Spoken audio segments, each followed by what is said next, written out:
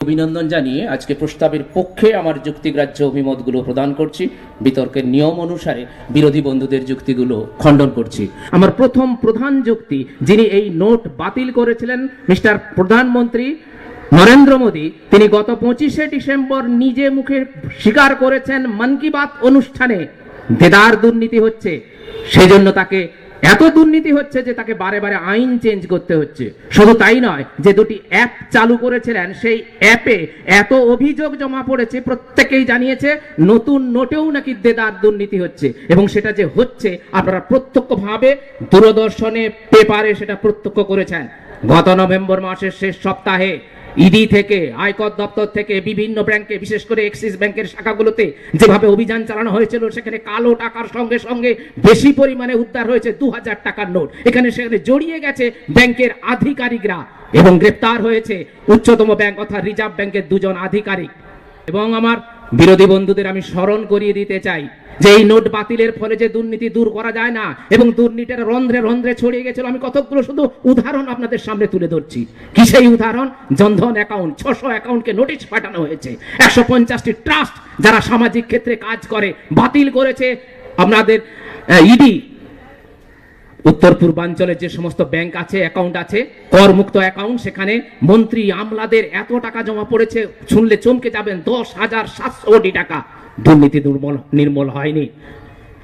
যে সমস্ত লেনদেনবিহীন অ্যাকাউন্ট 25,000 কোটি টাকা সেখানে জমা পড়েছে। দুর্নীতির দায়ে গ্রেপ্তার হয়েছেন, কত বলবো, লোডা চাকরি খুইয়েছেন তামিলনাড়ুর সচিব। এত দুর্নীতি, ব্যাংকের লাইনে দিতে গিয়ে দুর্নীতি, দালালদের সঙ্গে গ্রাহকদের খণ্ডযুদ্ধ, সোনার দোকানে দুর্নীতি। কলকাতার একটা সোনার দোকানে একদিনে 200 কোটি টাকা বিক্রি হয়েছে। 9 তারিখ ডেট দেখানো হয়েছে, 8 তারিখ তার জন্য সফটওয়্যার চেঞ্জ হয়েছে।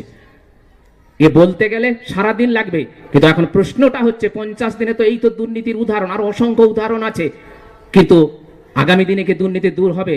কোনো মতেই হবে না, লজিক্যালি হবে না। আমরা মানুষের মধ্যে ষড়রিপু আছে, তার মধ্যে একটা রিপু হচ্ছে লোভ, আর লোভ থেকে জন্ম নেয় দুর্নীতি।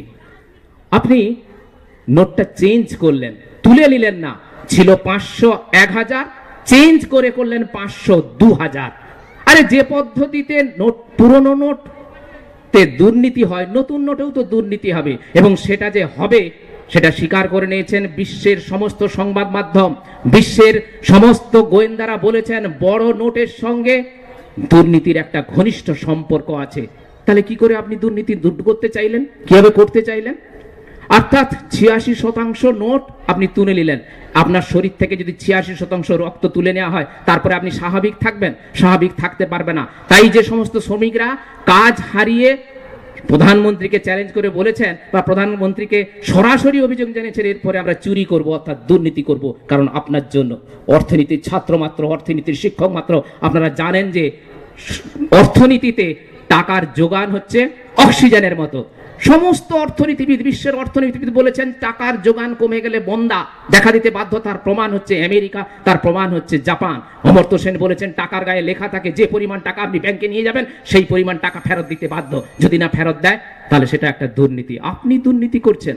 আরে নোট বাতিলের মাধ্যমে, কালো টাকার মাধ্যমে যদি আপনি দুর্নীতি মুক্ত করতে চান, তাহলে সমস্ত লেনদেনকে অনলাইনে করুন। যে 1 কোটি টাকাতে ফ্ল্যাট কিনছে তার কাছে ডেবিট কার্ড নেই, এটা আমাকে মানতে হবে।